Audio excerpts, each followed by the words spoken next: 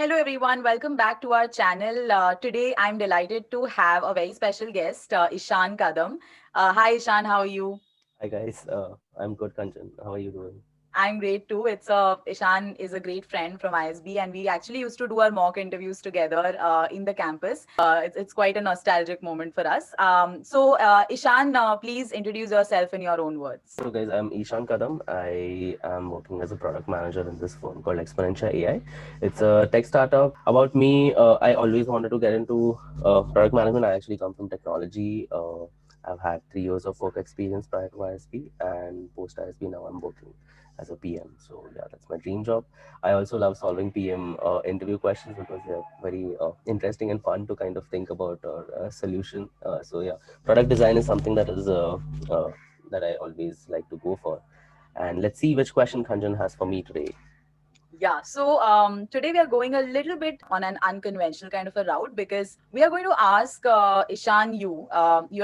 Assume you're a PM at a search engine company like Google, Okay. and your job is to identify the reasons or identify the opportunity areas, the billboard industry, because you Okay. think that currently it is, or rather, the findings are that currently it is under monetized. Okay. All right. So when we talk about billboards, it's the big boards that you generally see across the streets or at shopping malls, the big banners, right? The Yeah, yeah, billboards. yeah. You can Right. consider it like a collection of all those. Okay, fine. So first thing, so you just mentioned that the industry is underserved. Does that mean that the billboards are not getting sold efficiently, something like that, or is it that people don't know that such billboards or this business exists? So is that the kind of question that we're looking at, like in terms of an objective of solving for the efficiency of finding a billboard, or on the lines of actually kind of capturing the billboard? What is it that we're looking for? So look at it as a related issue, right? The more the discovery, the more will be the chance of utilization, and the more will be monetization that comes from it. But just to summarize it, essentially, you have to increase opportunities of reach of the billboard. Got it, got it. So, this, I mean, with the objective of improving the revenue generation, what I would like to do is like to kind of summarize what I understand about the billboard industry, and Okay. kind of I'll walk you through what I believe is the way they might be doing business. I mean, I just have a high level idea of how they function. So I had once noticed that a billboard generally has a number on it, which you dial, and then I believe they might have some kind of process or a bidding mechanism wherein a couple of people place their bids. Okay, they're interested in buying a billboard or booking it for a period of time, and post that booking process, maybe the billboard is kind of sold, and then people obviously know. So that is something that might be the process. Now, in terms of stakeholders, obviously you've got your stakeholders involved in this whole kind of a business would be your billboard real estate owners. Now there can be two kinds of real estate owners. There can be actual proper setup billboard real estate owners, wherein they actually have built out a billboard kind of a setup around roads, or it can also be private players like housing societies, housing complexes, or maybe a mall organization system. So there can be such players as well, wherein they have got some space which they want to rent out or like use as a billboard, and then a society comes in. Sure. So these are the kind of players in the billboard scene, and I believe it's a little fragmented. I mean, I don't see one uniform company or a firm kind of running over all those billboards in a particular city, like to consider something like Mumbai, for example. So it's a little fragmented, the market. On the other side of things, people who want to buy billboards, I mean, who generally wants to rent out a space, advertise on a billboard. Uh, I mean, most of the times, big brands definitely do advertise on billboards whenever they have campaigns that are running synchronously. So obviously, like I've already always seen a billboard surrounding a campaign. So that is something unique that I always find. So majorly big brands are interested in billboard advertising, or big corporates to advertise on billboards. But you can also find some unicorn startups in advertising on billboards so that they can kind of target their campaigns well. Now, like just identifying these billboards. So in terms of the players, we have already discussed that this industry is a little fragmented. The billboard people who own billboards have I mean, might have real estates in different parts of town, and it's very difficult for the big brands who want to kind of find billboards or rent out billboards to kind of discover them. So what I'm going to do now is I'm just going to highlight a couple of pain points, and based on our main objective, wherein we have actually come across that these are under monetized, we're trying to identify why they might be under monetized, and what are the various problems that exist for each stakeholder, which are Okay. what are the pain points for each stakeholder, and we will then come up with a way of solving it. Sure. So give me like a minute, I'll just think about something, think about the problems Yeah. that we in this industry faces. All right. So keeping in mind our primary kind of objective or the problem, which is that the industry is under monetized, I've Yeah. kind of identified a couple of problems. One of the primary problems that I feel, now first I'll talk on the sides of the real estate holders, the billboard providers. Now, from the provider's point of view, one of the primary problems is that scheduling gap. They can't forecast when a particular billboard is going to go get sold, or Hmm. have an idea as to planning out. Okay, if in this particular month this billboard is getting sold to a particular player, a particular brand, then what about the next month, or what about the next few days when it is not sold? So the scheduling of the billboards is a key element, wherein not always will there be an overlap. And unlike advertising banners online in terms of digital advertisements, wherein a bid is actually for each individual person who's viewing that advertisement, here it is not that case. Here anyone, the billboard is a, the real estate is fixed. So you, the scheduling of the real estate is something that is really painful for the billboards, because they don't have any kind of mechanism to forecast what might be the demand for that billboard, and Yeah. might be interested. So that is one. Second is obviously information asymmetry. In case of the billboard manufacturer, like the people who own billboards, the primary reason for information asymmetry is because they are not directly advertising, other than obviously their billboard where people call in. They might have websites, but for them to understand, okay, what is the, interest in the market, and similarly on the flip side, for the brands to actually discover the billboards, there's a lot of information asymmetry. Also, pricing is different. So every billboard real estate holder might have a set price for his specific real estate. Each real estate might have different pricing, and obviously that adds to the information asymmetry on both sides of this marketplace. Pricing is something which is like, there's no transparency in pricing. People don't know why I'm paying this much amount of money for this particular billboard at this location. So that information is not shared for both parties. So right now there might be broking systems, wherein there might be some broker involved who might introduce people to these billboards and make deals. Also, there is not a uniform auction as such. Now, for example, if you look at a digital advertising campaign, an auction is uniform. I'm actually bidding for a particular spot. Hmm. But in terms of a big brand, whenever they want to advertise, they might want to advertise in multiple locations, and each location might be under a different banner of a real estate provider, a Right. billboard provider. So essentially, they are negotiating with three different real estate providers physically. They have to call, their people have to get in touch. So it's the auction or whatever, the bid acceptance and the date of bid actually getting fulfilled. There isn't a uniform auction, so it becomes very difficult to keep track of. Okay, I'm investing in a billboard advertisement campaign along with my existing campaign, but I don't know where to kind of, how many players I have to deal with. So that's a little bit stressful for the brands. So these are a couple of pain points. In terms of journeys, I would actually like to trickle down a bit and try to get into the flow of, okay, if a particular brand actually wanted to go and get into a billboard advertisement campaign, what would be the process and who will be the internal stakeholders involved? That kind of just gives me an extra idea of as to how should this product be kind of thought of, or like solution. And obviously we also have the context of Google, which will be playing a big part, because we have to also address the core competencies of Google and where we can kind of match these pain points that we have just identified. So now looking at the pain points in terms of the pain points and the core company competencies of Google. So when I said trickling down to a particular user who will be actually going through the process of booking a billboard. So when do brands go and buy billboards? It's obviously not a one-off thing, right? They are not going to buy billboards just because, okay, campaign करना है तो billboard buy करके सिर्फ Hmm. billboard का campaign नहीं होगा. They would have campaigns all throughout. They would have digital campaigns going on along with social media campaigns. Everything will be running through some platform. So the persona that I am actually trying to solve this problem for is the marketing or communications head, or like Okay. a chief marketing officer for a big brand. Or if it's a startup, then obviously it can be anyone. It can be a CTO, or even the CEO who might be playing into the marketing of the company. Yeah.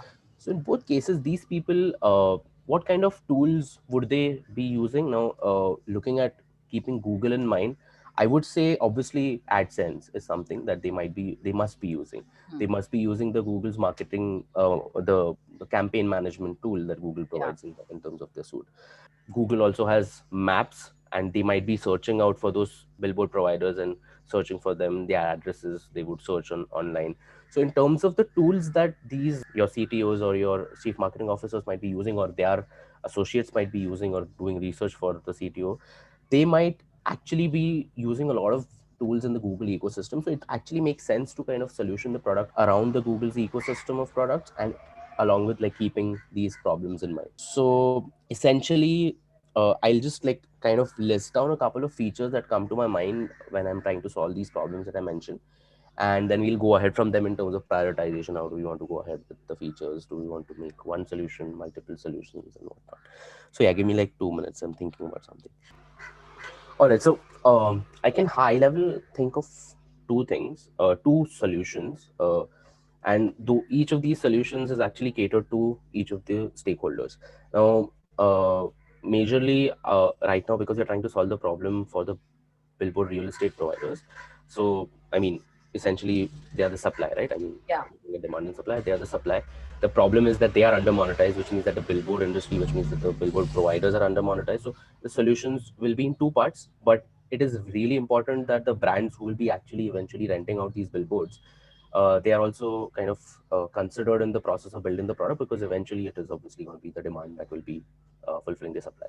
So, in terms of the features, I have divided it into two parts. One is obviously the campaign manager for the brands, and the other part will be a tool which will basically allow your billboard firms to kind of register with Google and just give I mean, basically register their locations and Okay. start monetization on it. So it can handle their scheduling of when their particular billboards get bid on, and who gets the bid, how much money, what is the auction pricing, who controls the auction, what are the rules for the auction, what are the rules for the billboard. There can be certain billboard providers who might have certain rules as to, okay, this kind of content I won't allow on my billboard.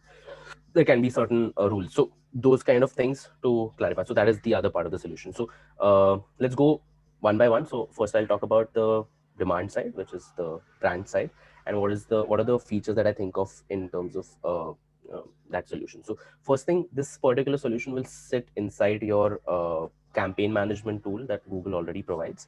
And the way it will sit is, along with your existing campaigns, digital campaigns that you're running, you can also have a tab on top of your campaign management kind of window, admin panel, dashboard, where the tab would kind of lead you to this billboard campaign designing tool. Now, another interesting synergy that Google kind of brings to the table in terms of feature is that Google has a lot of traffic data. Google knows how many people are moving through traffic. And in a lot of scenarios wherein billboards are right next to traffic, I obviously will have location data of the billboard. So I can give a much clearer picture as to what is the probable number of impressions that each individual billboard is receiving because of the traffic data that it collects. In in a much more granular level, in terms of the data that Google already collects, we also have a lot of personal information which is shared. Now, obviously, like personal data security aside, certain data is really key. I mean, for example, Google would know that, okay, what is the name of the person, or where does this person come from, what is my work location, where do I come from. So those minute details can give me a very great forecasting strength as to what is the expected footfall that I'm going to receive, and what is the target demographic that I'm expecting of to be going through this route. Because if Google knows my daily commute routine, it knows that this person is going to be going through that route daily, and it also knows what demographic or some demographic information on me. Okay, I'm a male, I'm 26 years of age, where do I stay. That information is there, although it can share that information. It need not share it directly, but it can use that as a statistic to give a high level, Yeah. more demographic information as to what to expect. It won't reveal my name, but it will use it as a statistic for the billboard. So that's another cool feature I was thinking about. Next, obviously, while auctioning, the price transparency in pricing, that's another issue, right? So when we make this into a marketplace sort of a situation, people can then, based on their campaigns, Google can recommend the ideal prices based on both what is the supply expecting in terms of their starting price, and what is Google going to be providing. So in terms of prices, that also plays like an interesting tool wherein it can give an estimated bid amount that could probably win that billboard's auction. And in that scenario also, in terms of the timeline also, those can also be attributes that you can kind of I mean tweak on your campaign. I mean, depending on the seriousness or the depending on the length of your campaign, you can plan that out. So a recommendation engine as to the bid price recommendation is another feature that I was thinking about. So that is it. Other than that, the fourth feature that I was thinking about was like where a calendar view of sorts would be a primary view, like after you book the billboards. And that kind of like dashboard view would be primarily what you get like after you do a questionnaire filling, setting up of the kind of I mean campaign that you want to build out. It will recommend you points to kind of bid for, I mean locations which are perfect for your demographic which you're targeting. So that is also something which kind of plays together. So all in all, to summarize, I talked about like four features. One is obviously you can locate the billboards through the map kind of locator. Second is it will be sitting inside your campaign management solution, obviously. So inside that, it will also give you recommendations depending on what campaign you're already running Yeah. and which location should suffice. Third, it will give you transparency in terms of bid price by looking at the demand locations which are obviously recommended, and from that, what is the starting bid price that or what is the price at which the bid is possible for you to win that bid. So that is kind of like a recommendation. So after a point, this process can also be automated. I mean, when people are bidding and if no one else has bid and the deadline for it is coming closer, then people can get notifications as to okay, they should increase their bid and whatnot. So controlling the bid is something that is also important. And yeah, that is it. That is it for the brand side. Coming to the flip side of things for the providers, So for yeah, so them, 1 second. So Ishan, just to cut you in between, you have mentioned four features, right? So would you yeah. like to use them all at once, probably in unison, or would you like to prioritize some over the other? And is there any rationale behind the prioritization? Definitely. For prioritization, what I would normally do is, because right now we just discussed the demand side. I mean, how will people be interested in billboards? So for prioritization, I would actually think of like effort versus value provided by the feature matrix to kind of like gauge whether a particular feature, the amount of efforts that we have to put in compared to it, whether the value that it is providing substantiate that effort. Okay. So that is one approach that I would probably do. But obviously, one more thing that I should also keep in mind is that because this is an industry which is already existing, Yeah. if you don't target demand or come up with a solution for, sorry, target supply and come up with a solution for the supply to be happy, because that is who we are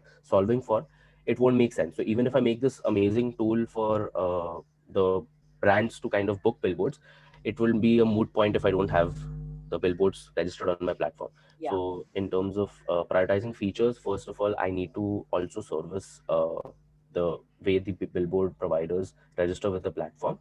And yeah, so that should be the first thing. Maybe initially, right now they are doing a calling feature, maybe we can uniform create a dashboard or like create some kind of login for these billboard providers to register. And with their basic information, maybe initially the MVP would start off with something which is small, like one or two features, like just discovery of locations and ease of booking. That would be the first step Okay. in terms of prioritizing the feature. On the other side of things, for the billboard providers, for them, a simple a registration website of sorts, wherein they can just go and register their billboards. It's a really simple sign up process. They can come onto the platforms, sign up with their company, provide some documents of their legality, and that they actually have those billboards and whatever. And then once they register it, there can be a two-step process. There can be a person who goes and actually checks whether, verifies whether this particular person owns a billboard over there, get some documentation done. After the initial process of setting up, definitely, I mean, once we get, so you would ideally start small. You would start with one city, maybe something like Mumbai, Bangalore, and then you start off with a pilot locality with a couple of billboards onboarded from there, and then gradually move on to I mean, building out the platform for the brands.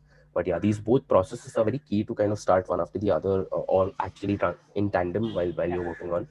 So yeah, next I would have actually kind of tried to look at what are the metrics that I would kind of look to see whether whatever we are trying to build has been successful or not. So I generally try to kind of look at, okay, what would be the input metrics that would kind of validate whether what we are what solution we are proposing is actually valid. So in terms of an input metrics, how many people would actually come onto our platform is something that is important to us. So on the supply side of things, the primary input metrics is total number of billboard providers registered, number of unique locations registered onto our platform on that side of things. Owner total, in terms of the billboards, the another input metric would also be number of days in a year that what is the traffic that is expected on the website. So number of days in the year is that particular billboard booked out for. So that is also a good input metric to kind of note.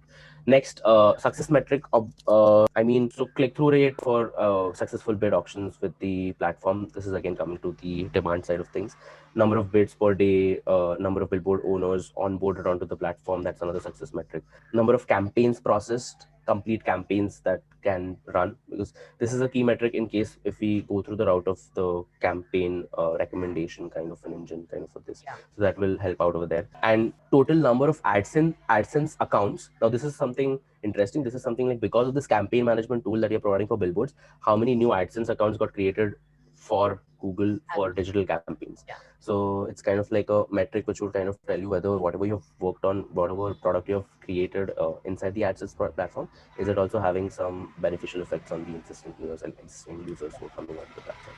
So yeah, these are a couple of metrics that I can kind of think of. Yeah, that was very well articulated. So it was a complex problem, right? Because when we say that we want to increase the reach, we don't know where is it that we have to make improvements, which will actually translate into better reach. And plus, when there are multiple stakeholders involved, as a product manager, if we tend to overlook any one stakeholder, then we are inviting failure, right? We are inviting trouble. So I think, Definitely. yeah, you covered those aspects very well. And yeah, it was, I think it'll be very helpful. What I'll do is I'll try to leave certain descriptions about certain terms that we used because, yeah, it's a complex ecosystem. So, great. So, Ishan, would you like to share your experience? How has that been so far working at an AI based company, right? So, like, how do you, because it's a very tech heavy, I would say, role. Right. Right. So then how do you differentiate the metrics from a more, let's say, performance side to a more goal side? So when I say goal, it could be acquisition, reach, engagement, retention, etc. So how do you approach that kind of a problem? So differentiating between performance metrics versus goal oriented metrics. Yeah. In my daily work. Yes. Yes. So in terms of when we look at metrics, first of all, my company is B2B. So obviously that kind of adds another layer of complexity into how Yeah. we think about metrics, because for us in a B2B ecosystem, most of the metrics are number of closures that happen in that month. Yeah. It's very sales oriented Yeah. basically. Sales cycles kind of rule the entire process of how we kind of sell. Obviously, in a firm like Exponentia, like which is like a tech startup, we are mostly on the AI tech solution side. So we have a platform, we have a product, and as a PM for that product, my role majorly has been to kind of help present the product better to whenever we go for whenever anyone in our sales team kind of goes and sells a product to any big brand or like any big corporate. So in order to do that, for me, the metrics that I would kind of look at is in terms of closures or in terms of enticing a particular client, what are the features which we have in our product scope, what are the features which are the most wanted or the top 5 features that your corporates or the upcoming sales pitches that or campaigns that we are running would be interested to or be enticing to our potential clients. So that is something that is important. So because again, it's a very goal oriented thing. Every month we have our salespeople have targets, and we have to keep the product or add new features to the product such that we keep in mind what the market demands and what the industry actually wants. We have done a lot of proof of concepts that we have created, my team has created. Okay. Have actually been directly gone into implementation for a particular client. So it's like a client comes in a meeting, you're trying to, obviously a salesperson is trying to sell the product. As a tech or a product representative, you're sitting in the meeting, you're trying to understand, okay, what is it actually that the client wants, other than his goal. Everyone has a goal, everyone has a goal to achieve. A lot of time the goals can be hard numbers, like, okay, how is it improving my acquisition rate if I add a chatbot on my website? That might be a question he's asking. But on top of that, he also has a soft goal, right? Acquisition, customer satisfaction, those are things which are metrics which his ecosystem of whatever technology he is using, they might be tracking it in some way or form. But these are the couple of key metrics, like what is the customer satisfaction that I might be interested in, and how I'm wowing my customers and like getting them engaged and stuff like that. So Yeah. when coming from a B2B perspective, these, although there are hard numbers allocated to targets or metrics, but in terms of a goal for whoever, whichever stakeholder I'm selling to, our goal is essentially to just understand what might be a use case that is enticing and that is needed in my product, so that I kind of get it involved. Because there's no direct data coming in or flowing to me telling me that okay, 500, I can do an A/B test because I'm selling to individual clients who might have a lot of people using the product, but I can't actually go and do an A/B test like a B2C startup and I could understand, okay, this numbers looks like, okay, this feature is working or not working. I have to actually physically get a lot of feedback, get more, non-data oriented kind of soft goals, which I kind of gauge from conversations with clients. Yeah, I really like, I completely concur with what you mentioned, because I also am working in a B2B company. And I think for us to personify our clients is also very difficult, because we don't know that in that company, which end user, what is their role, what is their responsibility that they are having in that organization to which we are catering. And it could be different in all organizations, right? So I think, yeah, the way you put it, it's more about a more one-to-one kind of an understanding and trying to hypothesize and building proof of concepts, which if they are well accepted by the clients, which if they are well translated into success for the clients, then it makes sense for us to build those features. Definitely. Cool. Cool. So I think this was a very interesting session, personally for me also. And it was great to catch up. We have caught up after a long time, thanks Yeah. to the PM Live. Yes. But yeah, so all the viewers, if you enjoyed this video, if you could learn a thing or two, or if you have any questions for Ishan or me, please leave a comment below. I will leave Ishan's handle and my handle in the description box, through which you can connect to us. And please subscribe to the PM School YouTube channel if you haven't already. We are going to come up with many more such mock interviews and conversations with experienced product managers at various companies and industries. So yeah, thanks a lot, Ishan. It was a pleasure having you. Take Thanks care. for